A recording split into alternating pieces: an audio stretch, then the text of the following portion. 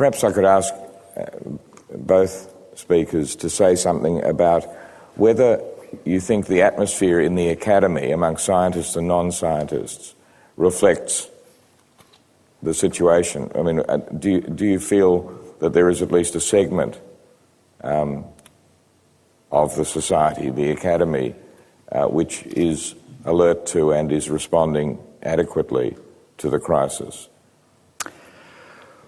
Well, I think that academics are as much prone to forms of distancing and refusal to recognise uncomfortable truth as anyone else.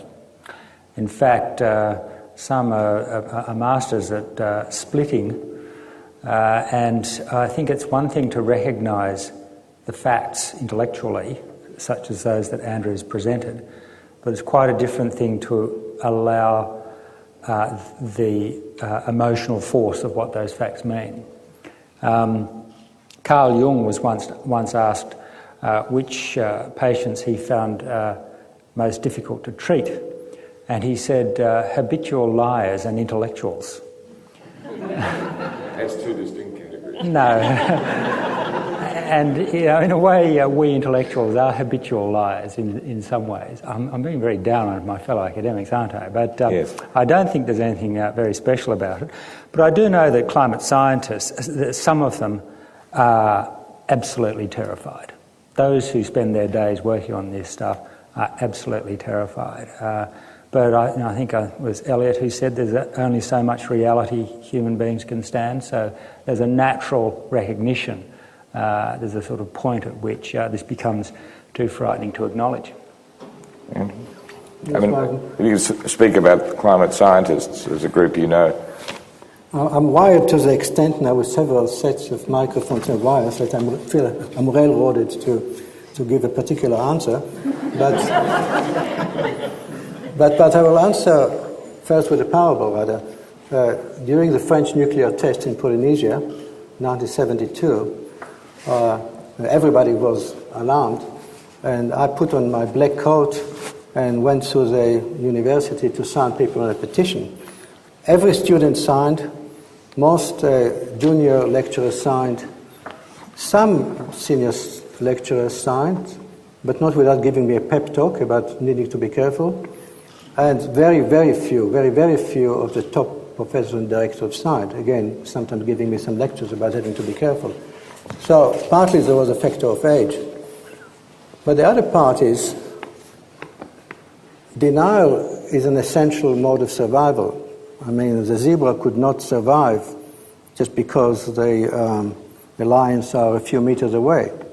The zebra has to live on and graze as if there are no lions around, partly because the zebra probably does not have a foreshadowing of what death is. Humans do. So you simply cannot live day to day and take another step if you saw the sky is falling. And so denial to me, I empathize. I more than empathize. I try and deny it myself much of the time. It has to be.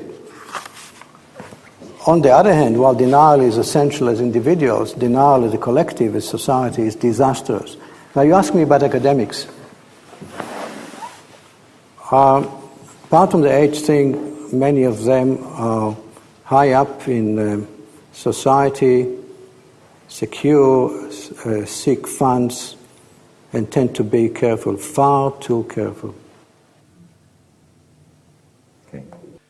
It is my understanding, perhaps I'm wrong, that geologists are much more likely to be climate skeptics or denialists, and that climate scientists and atmospheric scientists, of course, accept the findings of the IPCC, and in some cases feel that the latest IPCC report is on the conservative side.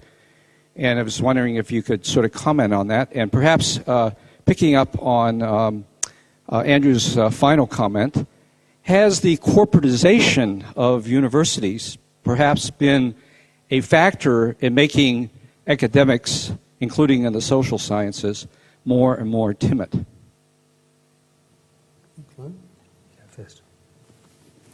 Well, there are very good reasons for it.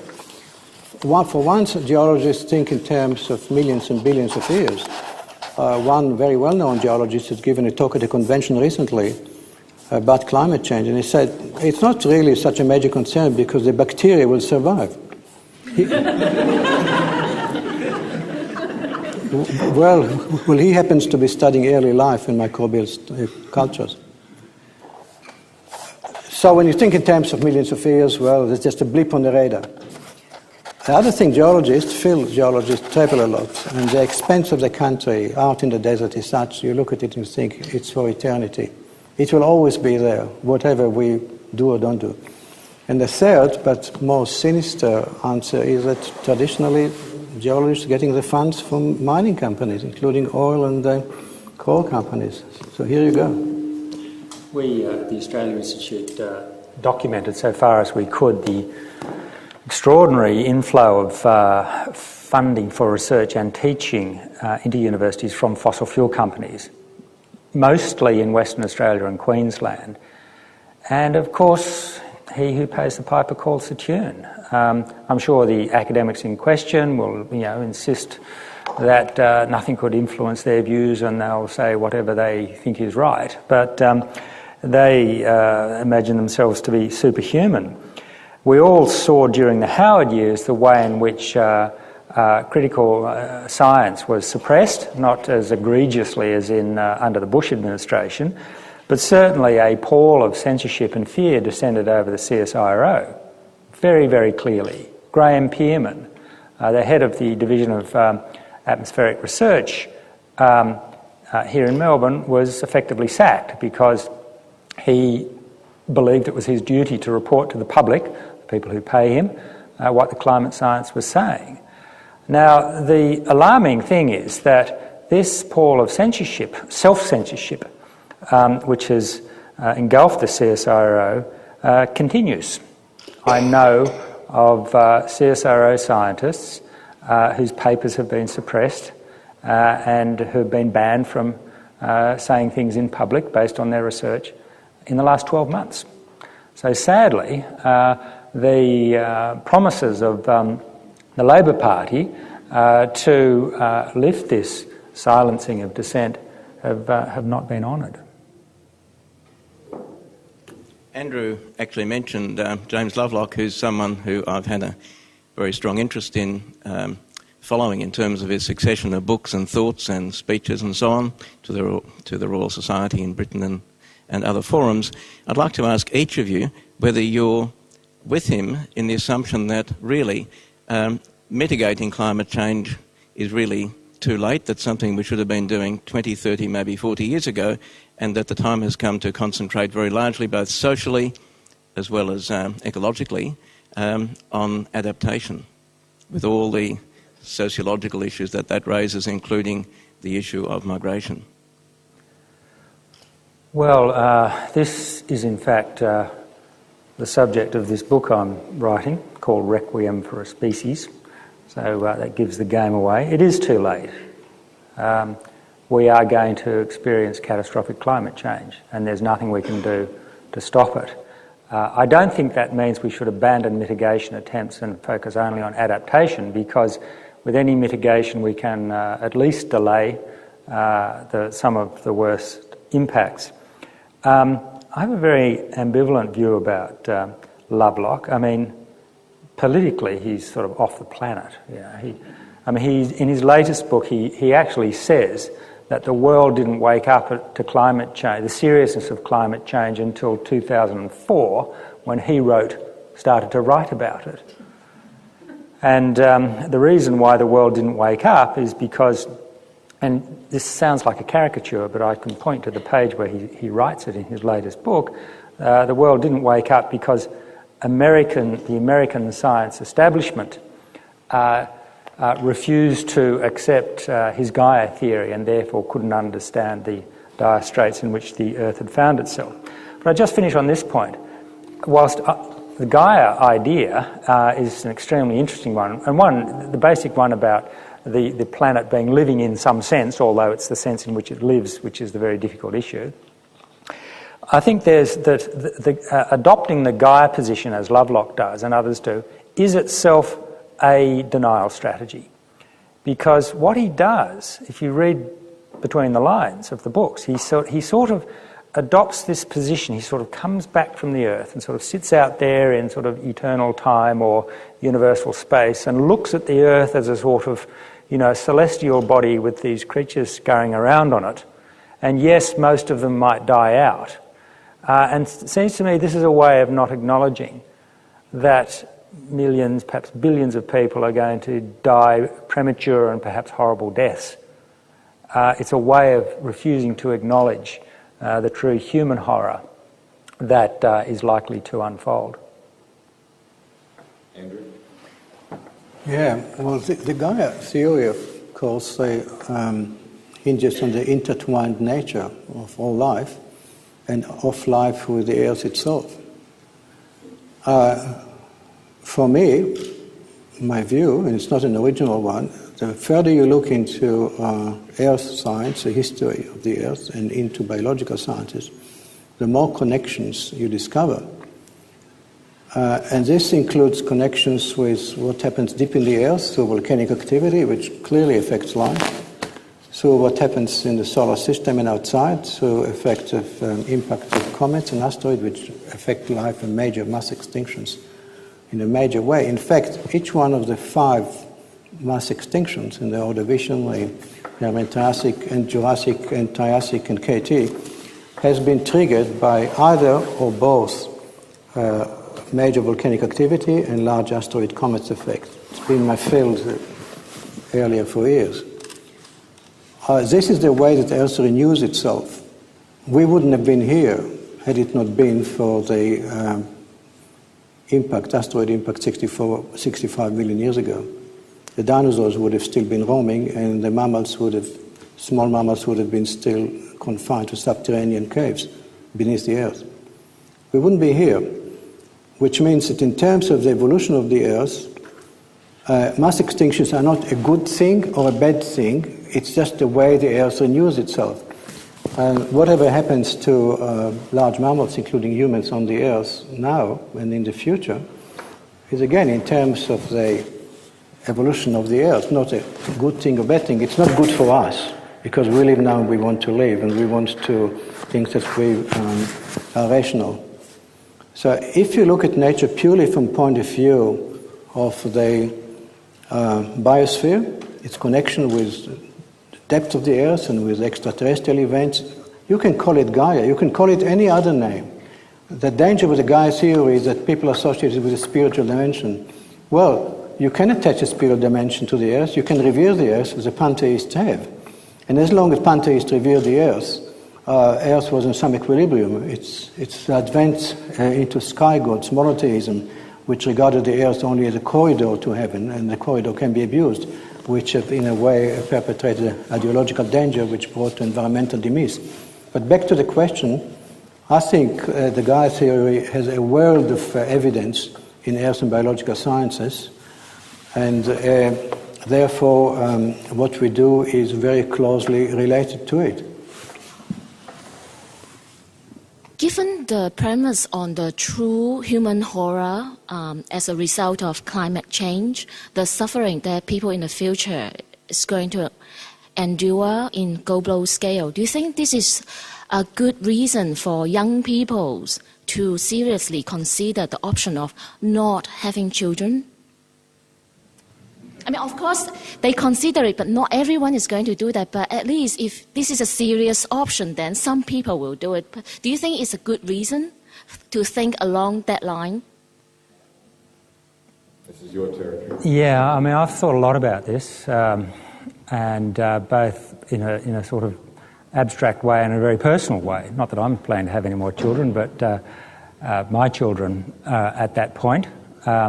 I certainly wouldn't advise anyone one way or another, but I think it's a genuine dilemma that people have to face up to. I have to say I have a sort of get-out clause here, and I haven't ever said this, and maybe it's a ridiculous thing to say, but my view is for young people, I could understand how and wouldn't discourage people having children now, but the next generation to come along in 30, 40 years' time, I think the whole decision-making framework will be completely different.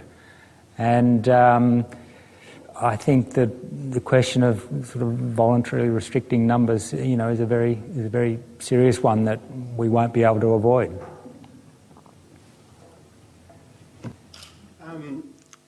I'm concerned about untruth in society, and both the speakers talked about this. A few weeks ago, associated with the liquid natural gas coup, two ministers, Ferguson and Crean, both declared that liquid natural gas, i.e. methane, is clean, and it is clean energy and clean fuel. And my question, because both you guys, Andrew and Clive, you come from Canberra, and so you know you can bump into the academicians and so on. Surely, at least there must be some mechanism so these guys can be brought to account for telling absolute untruth. Well, I think it's a very good point, and the first thing that should happen is for members of the public should call it at every opportunity. And of course the most outrageous use of language in this is this phrase "clean coal." I mean, as one spoof said, it mobilises the awesome power of the word "clean," it is very worrying when these sort of propaganda terms, which are literally dreamt up by the creative teams of advertising agencies on behalf of fossil fuel companies, when these sorts of terms start to be mouthed by our political leaders, it's a matter of grave concern.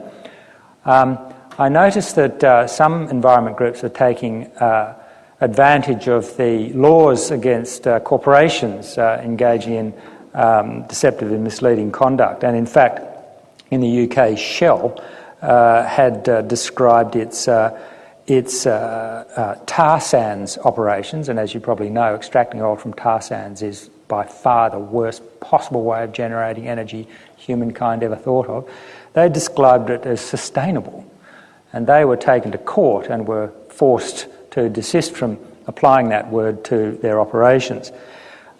Maybe in Australia we could use, or in fact I'm sure the environment groups would use the ACCC if they felt it could be done effectively.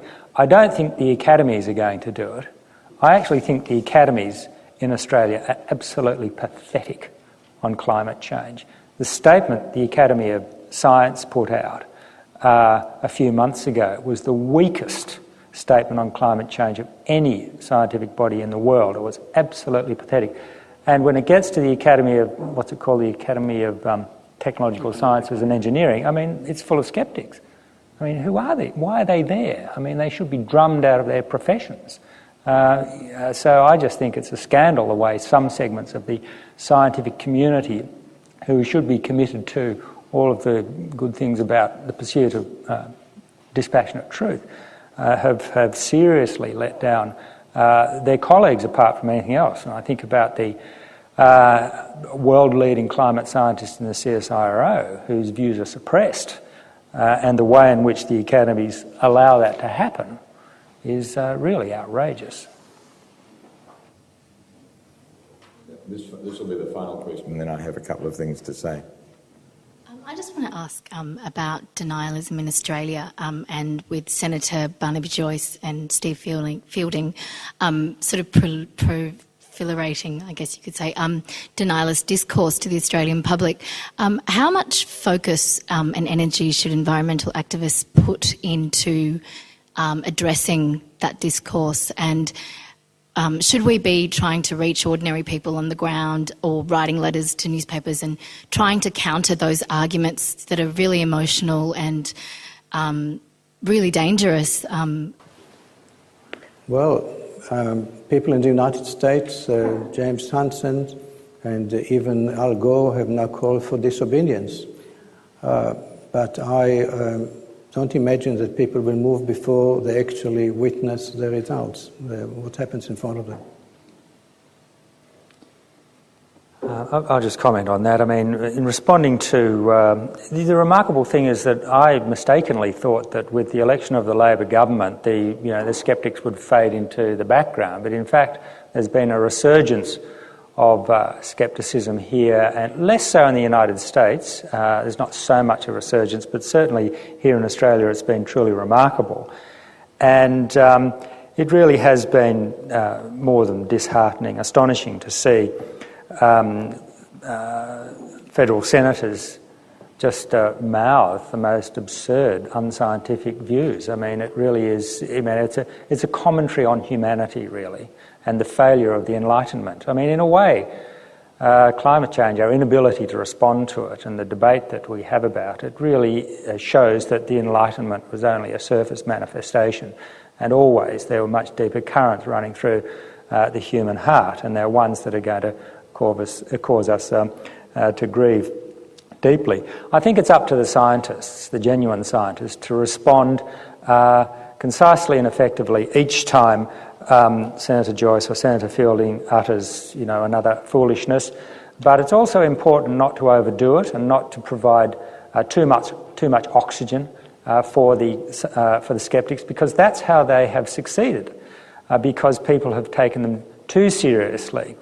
There's a terrific article that came out a few years ago called "Balance is Bias," and the sceptics have very effectively traded on the desire of the media, some segments of the media, always to provide a balanced view. So, you have a genuine climate scientist reporting on his or her research, and they say, we need to get a balanced view and go and get the sceptics to respond. And it's absurd. I mean, every time someone gives a paper on evolution, they don't say, oh, God, we must be balanced, and go and get a creationist to come and give, a competing view. And to tell you the truth, the Australian, of course, is the worst media centre of climate scepticism. It just consistently and systematically and maliciously, in my view, promotes climate scepticism at every opportunity. But I have to say, over the last year, I've noticed another news organisation give vastly more attention to climate sceptics, and that's the ABC. I don't know what's going on there. But suddenly, the sceptics are getting a much better airing on the ABC, on its website, on its radio programs. And I saw one, it was actually Lee Sales interviewing, I think it was Al Gore, a few months ago, and she asked a whole string of questions about climate sceptics and how do you respond to this and how do you respond to that. And then she said, and why do you think the climate sceptics receive so much attention? I thought, well...